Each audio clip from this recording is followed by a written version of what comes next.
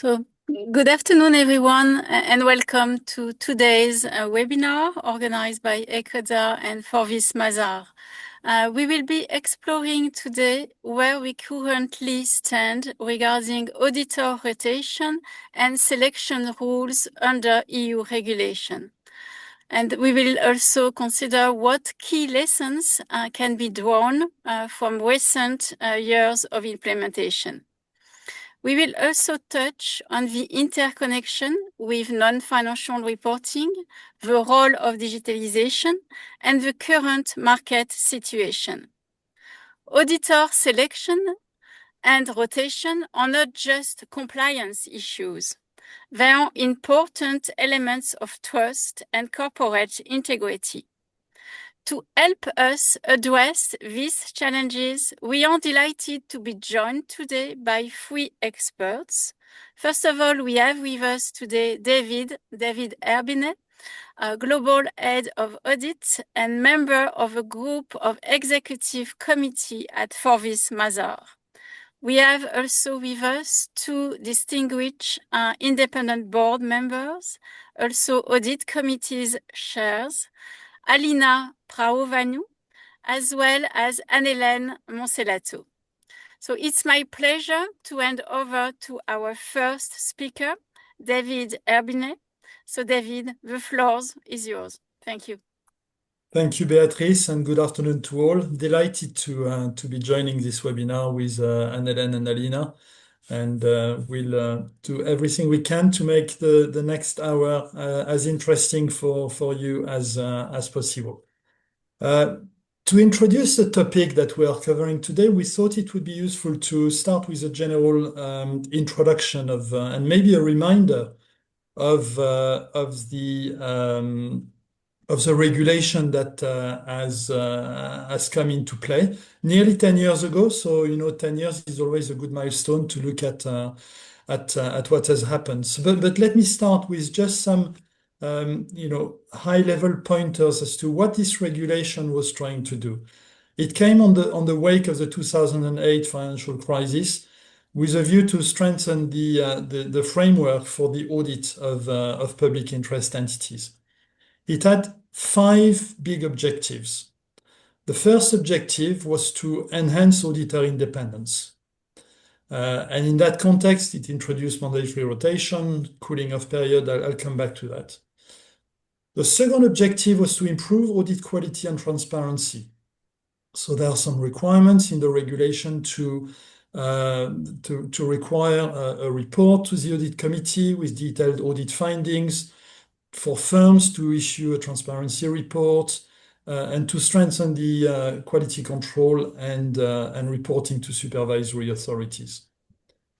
The third objective of the regulation was to limit conflicts of interest, and it introduced a number of prohibitions for non-audit services to audited entities, and also a cap of 70% for non-audit services.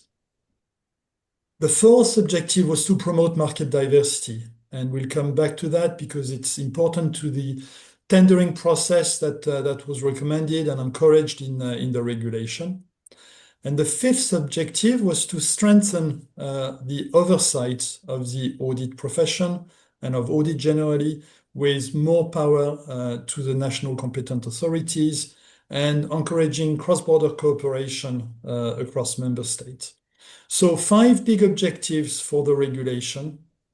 But if we look more specifically into how the regulation impacted auditor selection, which is a topic of our webinar today. Again, it's addressing PIE, so public interest entities, which from an EU context covers listed companies or companies with listed debt, credit institutions, and insurance undertakings. A number of national competent authorities were able to extend the scope of PIEs and often have done so. So we have today, quite a patchwork of PIE definitions across the EU, but the core definition was the one I've just given to you. So if we dig a little bit deeper into the topic of auditor selection, And again, in the context of that regulation, which we wanted to remind you of. So again, five core topics around auditor selection. The first topic is that the regulation introduced mandatory tendering. So PIEs must conduct a tender process at least every 10 years, and they must change audit firms at least every 20 years, with an exception for joint audit, where joint audit exists, where that can be extended to 24 years. So first, mandatory tendering. Second, open and competitive tender process. So the tender must be open to all eligible audit firms, including those outside the Big Four, provided that they, of course, meet independence and competence criteria. And firms receiving less than 15% of total PI audit fees must not be excluded from the process, which I think was probably a great idea, but this information about this 15% is not widely publicized in the UK. We'll talk about that later when we talk about challenges of implementation. The third mandate from the regulation was to provide, to request transparent selection criteria from audit committees, where the companies must prepare tender documents that describe the business, the audit scope, that include non-discriminatory selection criteria, and allow firms to understand the audit expectations. The fourth mandate was about audit committee oversight. The audit committee must evaluate proposals against the criteria that have been set, recommend both a first and second choice auditor to the board and justify their choices, and approve a report on the tendering and appointment process. And fifth mandate was cooling off period, which I mentioned previously. So there is a minimum 3-year cooling off period that applies before the same firm can be reappointed. And often that cooling off period has been extended in the EU by member states. So these were the core rules. There is a huge patchwork of practices at EU member state level because a number of not exceptions, but adaptations were allowed for member states. So there are multiple calls for more alignment, simplified approach, etc. And we'll perhaps talk about this later during this webinar. There's been a lot of progress made, and we'll talk later about challenges. But the consensus feedback from the market is that audit firm rotation has been widely implemented and has contributed to improved independence and fresh perspectives in audit. Transparency and reporting requirements are now standard practice, with audit committees playing a much more active role in oversight. And fee caps have really helped reduce conflicts of interest, although this implementation, again, varies by member state. So this was really to set the scene, make sure that we're all starting from the same understanding of the regulation. And I'm delighted now to invite Anne-Hélène and Alina to share their own introductions, and starting with Anne-Hélène. Thank you, David. As an addition to the excellent presentation of the reform regarding auditor selection that you just made, I'd like to highlight the French specificity, which can be found in a few other countries such as South Africa, Bulgaria, which is the joint audit, and which is important in the context of auditor selection because that might make the selection process a little bit more complex. So joint audit, for those of you who don't know how it works, it's mandatory for listed companies when consolidated financial statements are mandatory also, and that's in France when over certain thresholds in terms of total assets, revenue, and number of employees. It's mandatory also for banks, insurance, and certain other entities. How it works in practice, the joint auditors are jointly responsible for the audit opinion. They have a jointly defined approach with the same materiality, again, an important topic in the context of auditor selection. They must agree on the methodology and on the extent of audit procedures. And the work is split with a cross review of both auditors' work papers at the end. Again, a complex topic. We can come back later on in the questions about this. And usually the joint auditors will work together on the complex, any complex unusual transactions. Under the joint audit, the duration until tender offer is 24 years. Then there must be a rotation. And if after a 10-year mandate with just one auditor, a second auditor is appointed, then it's 14 years before tender offer. So there must be, as I said earlier, considerations on how to renew both auditors. In essence, the same criteria will apply, plus a deeper review, I would say, of how they will work together. But in a sense, it provides for an extension of the timeline until tender offer is mandatory. Thank you, Anne-Hélène. So moving to Alina. Alina, how does choosing a good auditor make a difference to boards? Yeah, beyond the transparency and the value which it brings to the company, I believe that the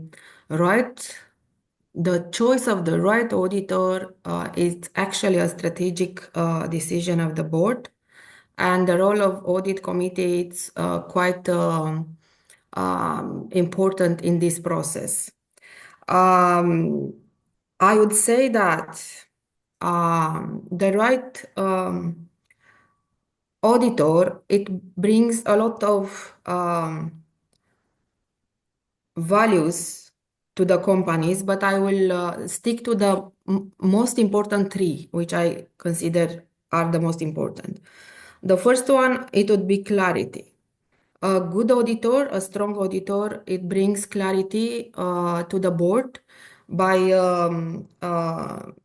making the board truly understand what lies beyond the numbers, what are the risk areas, how strong is the internal control of the company, and maybe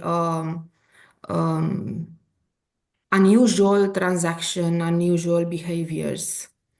The second one, I would say, it is the courage, because the auditor should have the courage to challenge the management assumptions, the business models, not just to validate them. Especially if we are considering the context of state-owned companies, this is most important and beneficial attribute. And the third one, it will be the consistency, because a good auditor, the value comes from audit findings, which are systematically linked to the improvement. For example, in the state-owned company I'm activating, the consistent findings and consistent audit process, it result in actions which are changing the company culture, the management choices year on year. So, I think the auditor is not only the one who certifies; it is also helping transform the companies. So it is quite a strategic choice company has to do. Thank you very much, Alina. Thank you. Sorry, a small aside. Just to remind all of the attendees to this webinar that We will have some time at the end for Q&A. And therefore, please post your questions. If you have any questions, you can post them in Zoom in the Q&A section, and then we will make time at the end to try and answer your questions. Okay, so thank you very much, Anne-Hélène and Alina. So let's move now to the part of the webinar where we are going to talk about the challenges of implementation of the regulation, and again, lessons learned over the last 10 years in relation to auditor selection in the context, again, of what was required at the time. Again, by way of introduction of this topic, I will start sharing my views on this, and my views clearly informed by market feedback, by some market studies as well. There were a number of key findings, I believe, from the last 10 years. The first one is that there is today a challenge around competition and choice. Many argue that the regulation has introduced more restrictions when having to choose an auditor, while initially it intended to open up the market to more players. So there are some challenges around that. There was an interesting questionnaire done by the CEAOB, so the European oversight body for audit, which found that 75% of PIEs invited 2 to 7 audit firms to tender. But that 16% of the companies in the EU invited only one firm, which is a clear breach of the European regulation. That 55% of audit committees reported that 2 to 3 firms actually submitted an offer, and nearly 1 out of 5 companies received only one credible bid from an audit firm. So, there is a clear challenge around that. I will say that it's not just an EU issue, because we see that in many other jurisdictions, but there is a challenge around choice. And I would be very interested to hear Anne-Hélène and Alina on this topic in a couple of minutes. Probably the second topic, which we'll touch clearly during this webinar, is in relation to audit quality. I think while the regulation intended to increase audit quality, I think there are clearly mixed views in the market, and we will discuss what the panel thinks about this. But there is a clear view that changing auditors had a very positive impact, because it brings a fresh look by a new firm. I think we have seen in the market, that's factual, a number of changes in key audit matters, and a lot of audit committees report more rigorous scrutiny from a new firm when they come into a new mandate. On the other hand, you've got a lot of other people who are saying that there is a learning curve initially, that in the first couple of years, perhaps the number of audit deficiencies can increase. So there are clearly mixed views, and we will discuss this. The third topic, which I think comes out of the last 10 years, is that while the regulation intended to open the market, we are seeing that market concentration persists. In 2022, the Big Four held over 90% of the listed PIE audit market when measured by fee. And in the 6 largest PIE markets, the Big Four held more than 99% of the audit fees in 4 countries, and more than 95% in 1 country. Out of the 6, only France is a bit of an outlier, where the Big Four hold less than 80% of the market, and maybe Anne-Hélène will be able to comment on that. Interestingly, with all of these changes, we've seen that audit fees have remained stable as a percentage of revenue. So of course, audit fees have increased during that period, but not faster than the growth of the companies that are being audited. What we've seen, however, is that there has been a very, very steep decline in non-audit fees, which was clearly an intention of the European regulation. So again, just high-level sort of learning points, and very keen to hear Anne-Hélène and Alina react to this based on your experience and what you've seen in the companies that you're dealing with. Anne-Hélène. Yes, thank you, David. I think the percentages of the study by the CAOB are quite impressive indeed in terms of how many companies look for more than one firm for the tender offer. Usually this has been really a challenge to me. I'm the chair of companies dual listed in France, Belgium, earlier Belgium, and the US.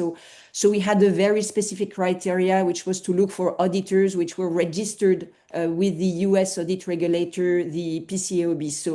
So technically, this reduced the number of potential candidates to a smaller pool, indeed. But each time we tried to invite specifically, plus first we published the tender offer announcement under the form of a press release on our website so that we would make sure that this was public knowledge. Then we would specifically send a letter to each of the networks able to respond. We received answers on the fact that they did not wish, for certain auditors, that certain firms did not wish to take over a PCAOB audit. So we had a clear reason for the refusal to bid. But usually we always manage to have at least 4, 5, 6 candidates on the 2-3 companies that I'm involved with respect to auditors selection. Then regarding deconcentration, so inviting firms on the broader basis will certainly help. I think companies need also, and audit committees need to have a clear understanding of the complexity of their audit. I'm speaking about financial statements audit. Might be a bit different for sustainability audit, obviously, but not all audits require Big Four auditors. When you're a listed company, honestly, it's very difficult to go beyond tier 2 firms. So you would have a pool of candidates of tier 1 being the Big Four, and then tier 2 being BDO, Mazars, Grant Thornton, who are very, very good auditors. In France, we usually have a tier 2 company as the joint auditor of a Big Four. So we have an excellent visibility on the quality of the work of those auditors, and this might explain to me why we have France being a little bit out of the pack to that respect. So.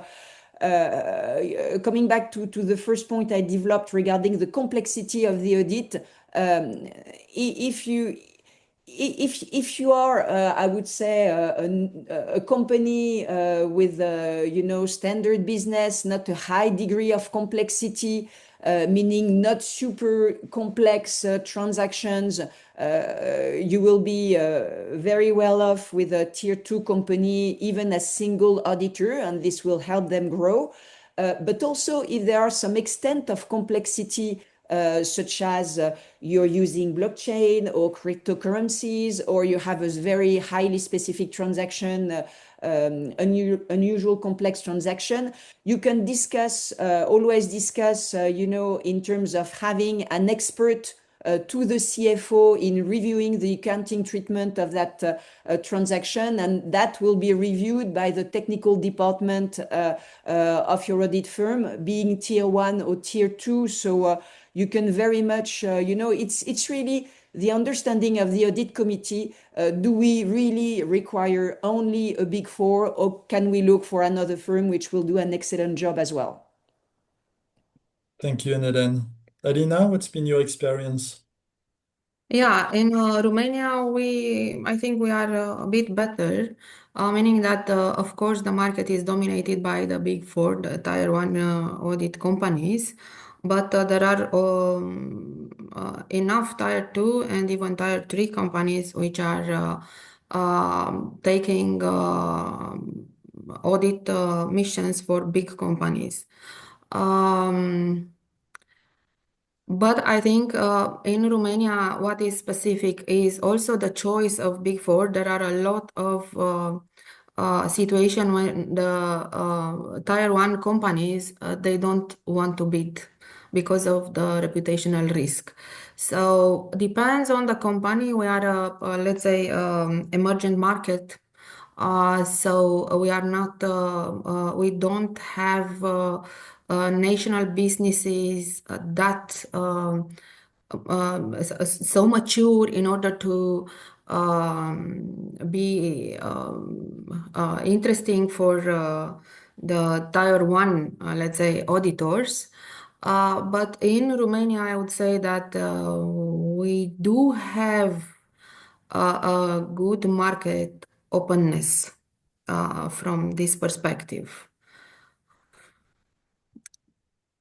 And of course, it may be a discussion about the quality of audits and the because the audit should go hand in hand with the maturity of the corporate governance structures. So this is a discussion, but overall we do have a good pool of audit firms in Romania, I would say. Thank you, Alina. So if we focus more specifically on the selection criteria and relating to the selection of auditors, I think we've all expressed the view that it's sometimes difficult to appoint a new auditor. We have a market with a defined capacity, with some restrictions on choice, notably with non-audit services, etc., and with increasing regulatory oversight, which can bring sort of risk considerations also for audit firms, the point that you are making, Alina. So, there is a need for boards to identify enough firms that are willing to participate to define selection criteria, ideally beyond just the price, to consider quality. And I would add that it's also important for companies to ensure that the audit is attractive. When you have a market with restricted choice, audit firms will make choices based on their risk appetite and where they want to allocate their resources. We've seen in a few countries what were called audit orphans, i.e., some companies that could not find an auditor. And that has been an issue, for example, in the Netherlands, but not only. And I think in the most, these were companies which had relatively poor governance and that were deemed to be too bad for audit firms to pitch in. So I think the selecting an auditor has got two sides, company and audit firm.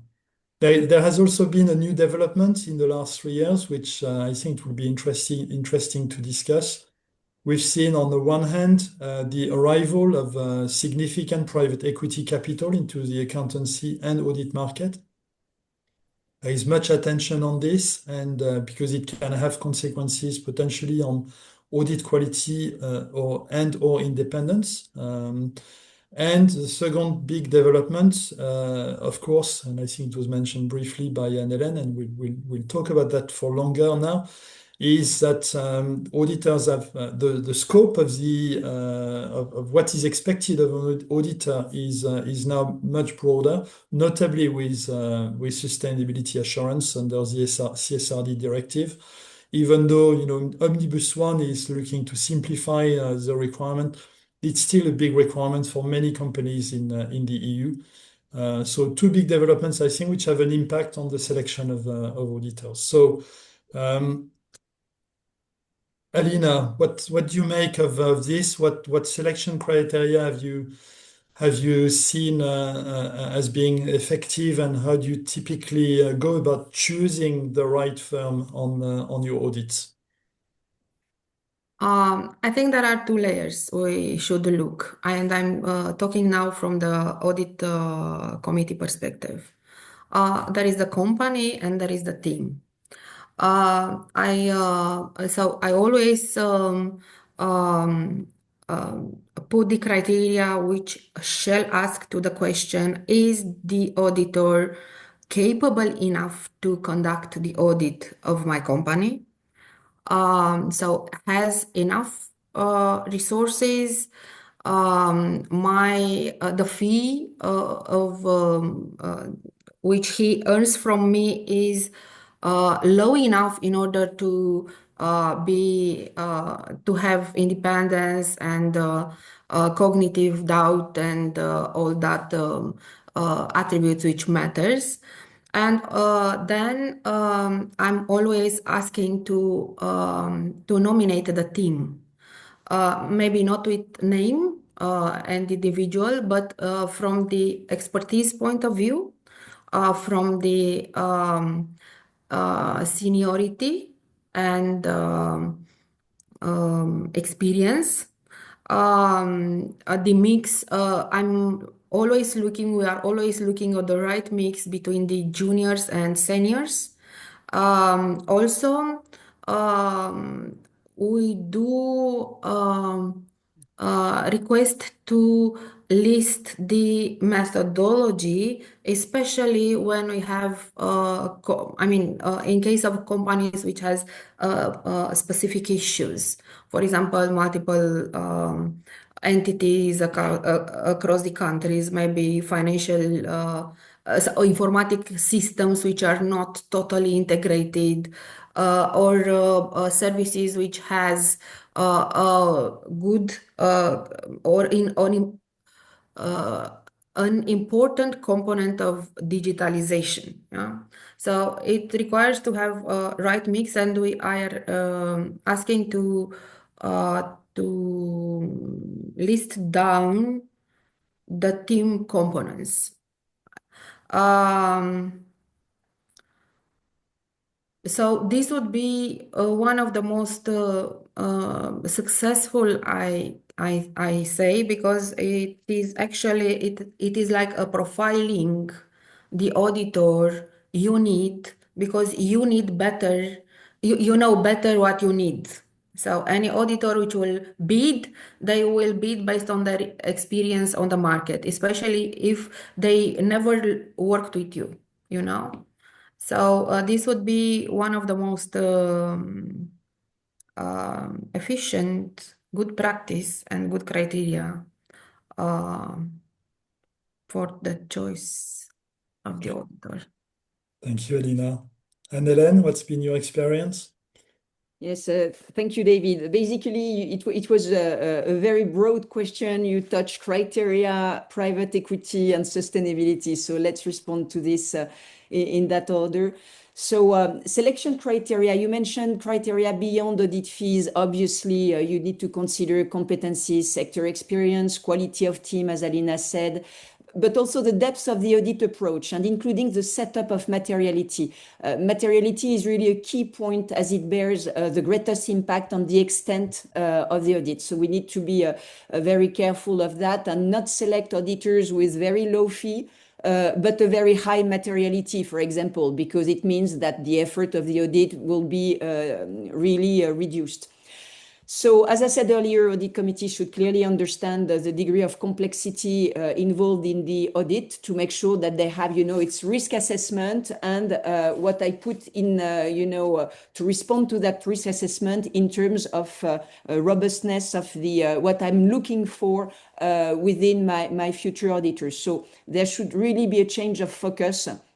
It's from Big Four no matter what, which is, I agree with you, a trend which we can see in the numbers, to what should we pay attention to if we hire the second tier and how can we make that work for our company. And this is a question for the audit committee. So you mentioned independence. Obviously, this is the foundation, I would say, for a quality audit. So independence should be reviewed in the context of the tender offer, and that could lead also the tender offer to be anticipated much earlier compared to what is done currently.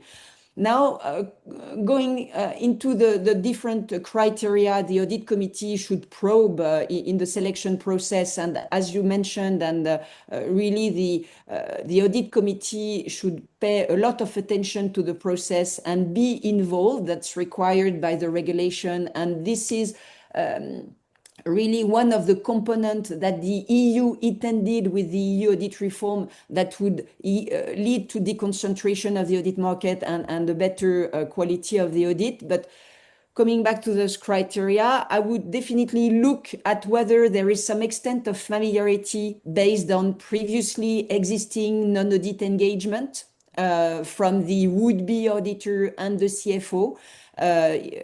Technically, I would really want to have independent people, independent in appearance as well, not purely in terms of non-audit services. Quality of the audit partner and to what extent he would be focused on the audit of my company, the quality of supervision and what would be their views regarding professional skepticism and how would he or she have a specific illustration of how that would apply, would be applied into the engagement.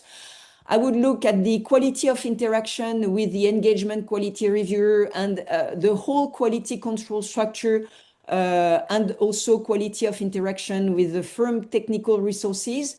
How would they ensure a timely turnaround on the company's proposed accounting treatment for very complex transactions? We know that can be quite difficult with auditors. So I would certainly want to understand how he or she can make that quicker and more efficient.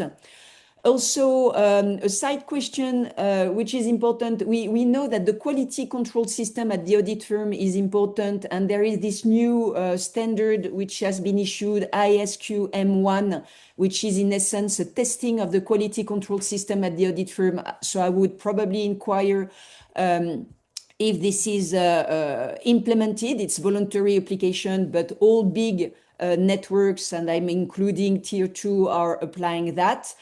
Capacity to be on site. I think we're done to a certain extent with remote working, and we need to have core team working together, either on site or being in the same office, because it will not be the same quality of interaction. So in France, as I said, how they will work in practice, being under a joint audit arrangement, the substance of the relationship. Also, what would be their expectations regarding the finance? So their expectation, the expectations of the future audit firm regarding the finance department and regarding the audit committee, and how they would suggest to develop the relationship, whether they had best practices that they have viewed somewhere. And finally, but not the least, obviously the quality of the audit approach. So depending on the materiality level, but also around the consideration of certain topics which are not often or probed enough during audit engagements, which are around fraud, for example. Do they have examples of scenarios of fraud in our sector? That would help me probe a little bit more regarding their experience of the sector, and also their capacity to touch topics which can be seen as sensitive, but also sensitive, but also how they would build unpredictability into their audit. We know that unpredictability is a key determinant into identifying a fraud. And another large topic, which is the use of technology within the audit. We know that for the past 30 years, the use of technology has been some type of sea snake, as we say in France, regarding to what extent should we have a use of technology built up into the audit. And I think now that we are on the verge of having artificial intelligence be brought into the picture, maybe a few years before that come to reality into our audit engagement. But there are a lot of technologies which can be used within the audit, Benford law, data analytics regarding transactions and internal control. So a lot can be done already, even for medium-sized entities, and I think that's a good topic to be discussed with candidate auditors. So maybe you want, I'm sure you want to react on the use of technology, and if you want to do that now, I can come back later on the PE and sustainability. Yeah, maybe. Thank you, Nadine. Maybe very quickly on technology. I mean, clearly it's key. It's key to the future of audit. But there are a lot of things that go around this topic of technology, and I will not labor on the issue, but probably 2 or 3 key points that I think are really important. One is that currently that auditors need to align the pace of technology implementation with the pace of regulators. And at the moment, regulators are a little bit behind in terms of what they're willing to accept on an audit. So I think we need to work, audit firms and regulators need to work together to make sure that we develop technology at a pace that they can actually digest. The second topic is that it brings a lot of interesting questions around audit fees, which are always a factor in audit appointments, because traditionally auditors have sold hours to clients. Technology requires huge investments, and clients expect that technology will reduce the hours and therefore will reduce the fee. But somewhere, someone needs to pay for the investments in technology. So I think that there are interesting topics around that, which where the market needs to mature. And in terms of final point on maturity, a lot of companies want bells and whistles around technology when their systems are really not mature enough to absorb, to be able to have a technology-driven audit. They're also not willing to share data, which completely understandable if it's confidential, etc. So there are issues around privacy of data, access, and maturity. So lots of topics. I'm sure we could do a full webinar of 2 hours just on this topic, but I wanted to make these 2 or 3 comments. What you can add is that it's usually a good point to increase the competency of your internal audit team regarding the use of technology for internal audit purposes, because this is one of the very few areas where you can have cooperation between external auditors and internal auditors. I agree with you. Use of technology will usually bring tons of anomalies. Then the external auditors can focus on the biggest one useful for their audit approach, and the internal auditors can look at the tail anomalies, the smaller ones, which will bring additional comfort for the external audit. At the same time, it will also increase the competency of internal audit because they will be involved in how the technology has been used. So I think it's a good topic, but let's save that for another webinar. You had another point which was regarding private equity investments. I understand the temptation for a system which can be seen as a solution to the deconcentration problem, as a mean to provide large financing for smaller existing actors to help them grow quicker. But basically, for me, there are two topics here. Private equity usually require quick growth, and I agree with you, this might impact quality and team, and it's difficult to manage a quick growth in these sectors, as we have viewed a few years ago, as per the inspection results in the UK of BDO and Mazars, which were pointing to quick growth, not well managed enough, so that can be an issue. And also the point of conflict of interest, and here I totally follow you on that, and we might well have a very good case study currently with BDO in the US, because BDO US has a debt arrangement with Apollo Global Management, and is also the auditor of First Brand, the recently bankrupt auto part maker, for which BDO issued clean opinion in the past. I can understand that that same Apollo shorted the debt of First Brand for over, well, at least 1 year. So bet that the First Brand would not be able to repay the debt, and this will, I think, provide a very good case study, because we precisely on the issue of the conflict of interest here. Thanks a lot. Sustainability, that was the final point. Sustainability, in addition to all the criteria that Alina and I mentioned, I would probably touch upon the ability to have experts on the topics, biodiversity, etc., greenhouse emissions, and so on. Also, the quality of the training. Meaning, I understand most of the training in France has been, it was 90 hours of training, I think, to become a sustainability auditor. But I understand this was mostly focused on audit methodologies. Well, I would guess those teams are pretty well acquainted with audit methodologies. I would rather look for trainings on the topics themselves. And finally, and this is a key point, their approach regarding what is material and what is not, to be sure that the audit will be focused on the right topics, and not go too large in terms of topics deemed material for the sustainability reporting. Thank you, Anne-Hélène. Thank you. Really interesting points. So if we dig deeper into the topic, the really important topic of audit quality, clearly audit committees need to take a holistic approach to assessing audit quality. They have some information available to them, like transparency reports of the firms, some benchmarking. You've discussed assessing the experience of the auditor. We've got reports from regulators. We can discuss technology. So there are lots of things that audit committees can use to form a view on audit quality. Recently, regulators are putting a bit more focus on the topic of audit quality indicators. Providing facts and data to audit committees to have a meaningful discussion on audit quality.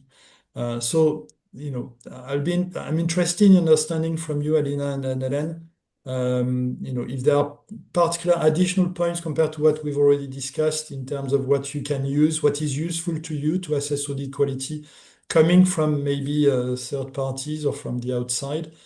There is also a wider question of supervision of the audit market, again, to give you factual data to form a view on audit quality. And on this, we know that that was an objective of the original audit regulation, and that more recently, I think last month, Commissioner Albuquerque has launched a consultation on audit supervision in the EU to assess, how the market could be stronger, more consistent, more effective, etc. So, back to you, maybe starting with Alina, and then we conclude with you, Anne-Hélène, on what are the useful tools that you have, what more tools could you need to assess audit quality? I would say that the quality of the audit, I'm always grasp it in the depth of the conversation with the auditor. So when the auditor is bringing indeed data-driven insights, findings, when we have conversation regarding any topic which may not into materiality, but they are able to answer, meaning that they even looked beyond the materiality in order to assess the, the practices. Even if we are talking about the accounting practices or the accuracy of the accounting logs,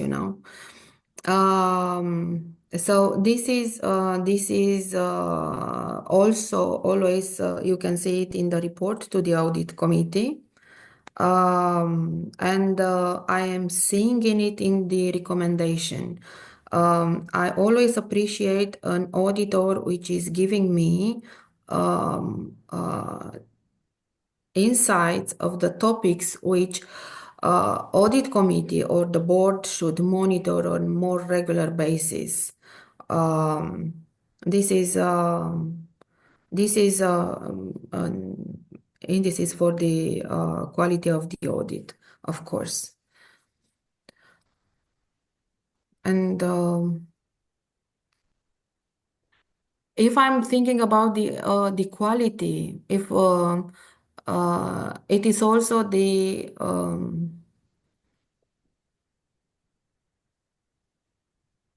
what we have discussed already, the partner retention, how the staff retention, maybe the reputation of the experts they are bringing in the team, and of course the post audits, maybe follow-ups for the between the audit missions.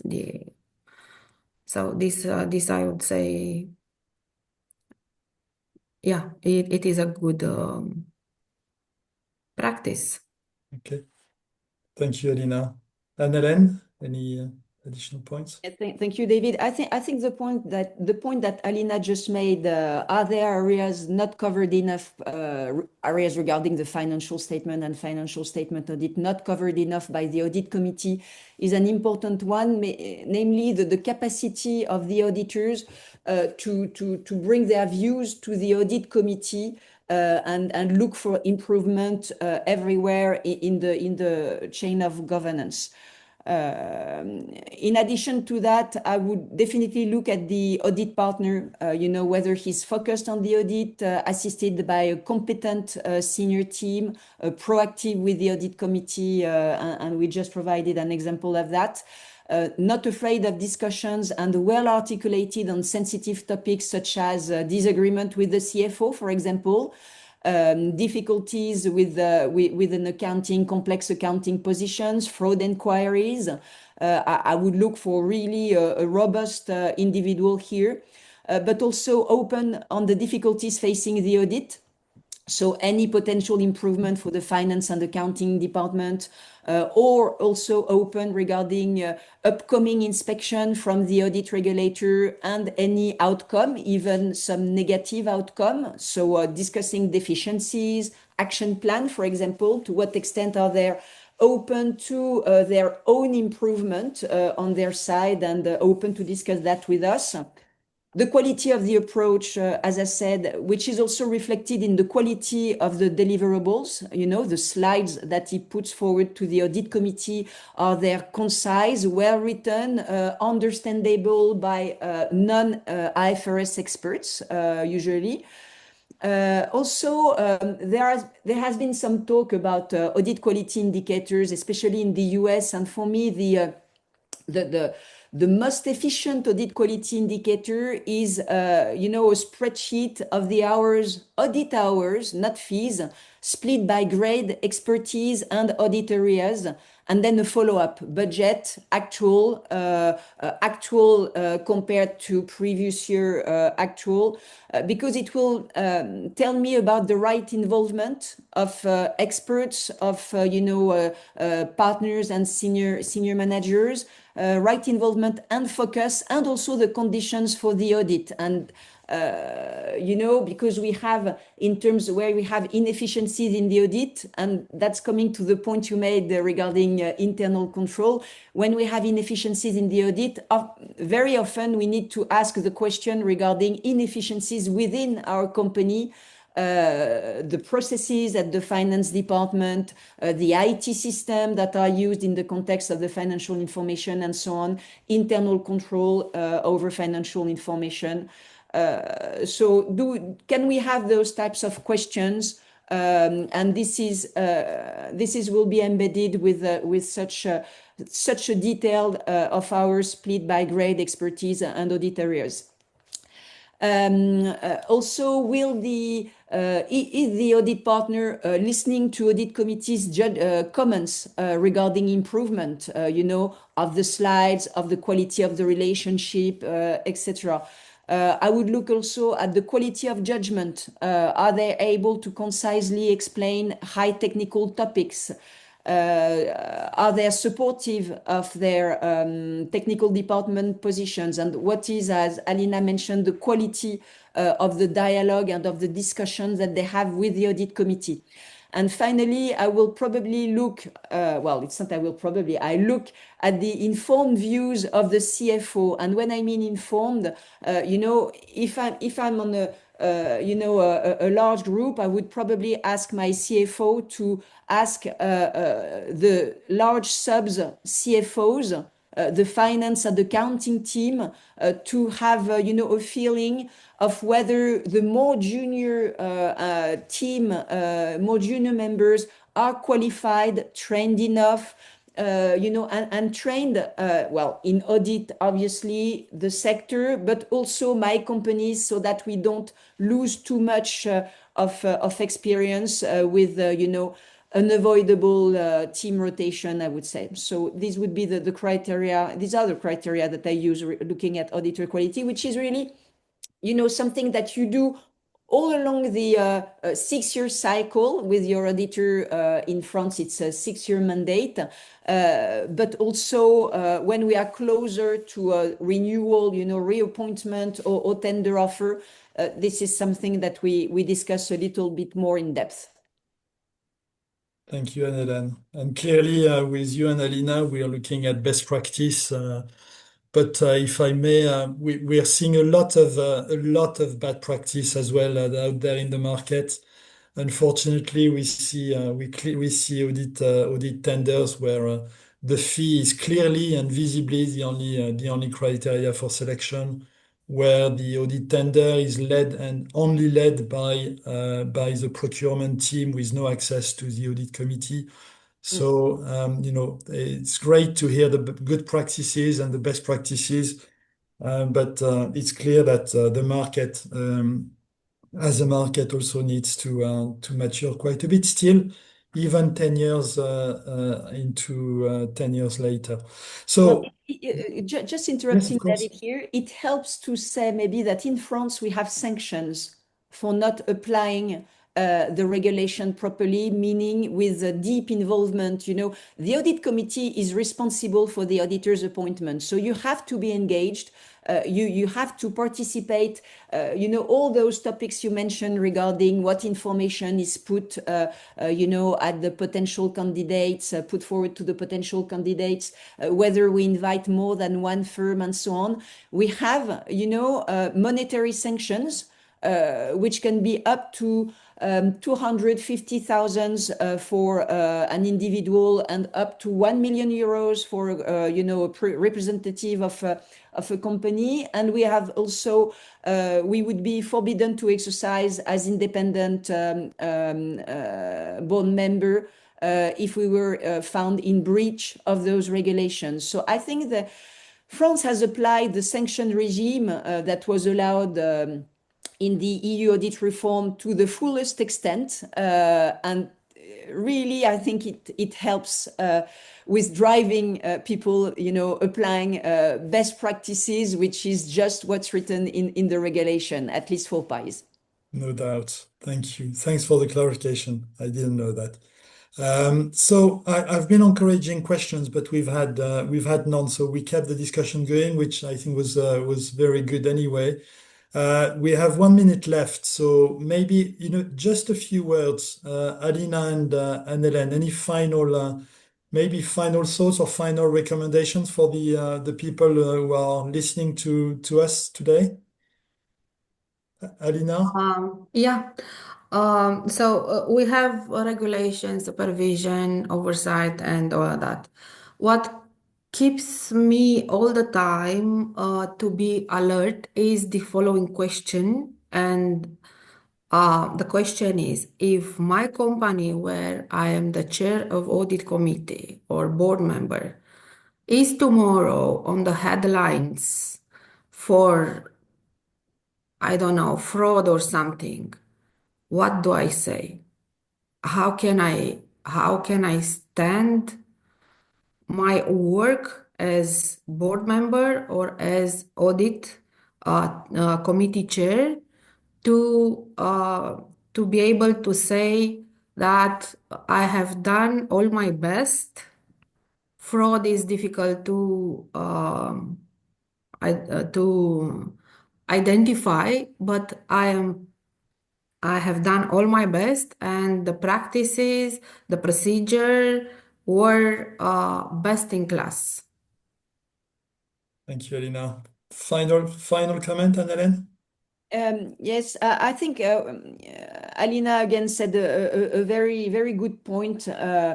What would you put forward in your defense in that type of situation, which is the worst case scenario for an audit committee, and which means that's why we need to look way beyond audit fees at audit quality. Something that we can ask as well is a benchmark of the audit fee that your current auditor can provide, and I would certainly look to be on the, certainly not the lowest range of audit fees, and being between average and highest, depending on the complexity of the audit and the unusual transaction. Definitely, that would be something I would look for.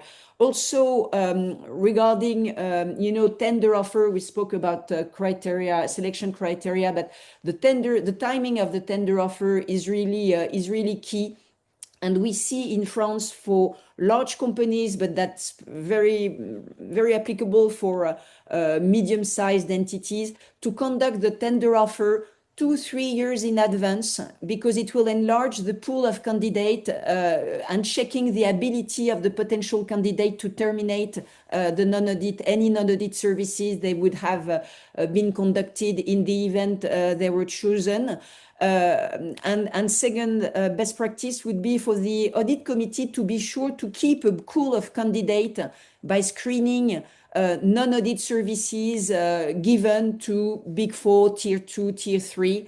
And a lot of those non-audit services, as it happens, they can be given to other service providers. When I mean other service providers, other than those who could serve in the capacity of statutory auditors in the future. And this is really a practice which we're keen to develop at the level of audit committees in France. Super.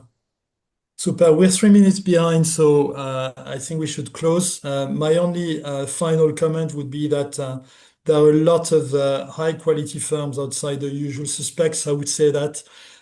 So don't hesitate to consult widely in the market. And I want to really thank warmly Alina and Anne-Hélène for your great contributions today. Clearly, it's a topic which we could have extended for much longer. I saw a flurry of questions coming in the last 3 or 4 minutes, so I'm sorry we're not going to be able to answer these. But thank you very much, Alina. Thank you, Anne-Hélène. Thank you, ecoDa, for organizing this webinar. And to another time. Thank you very much. Thank Bye-bye. you, David. David. Bye-bye. Have a nice time. Bye-bye. Bye bye.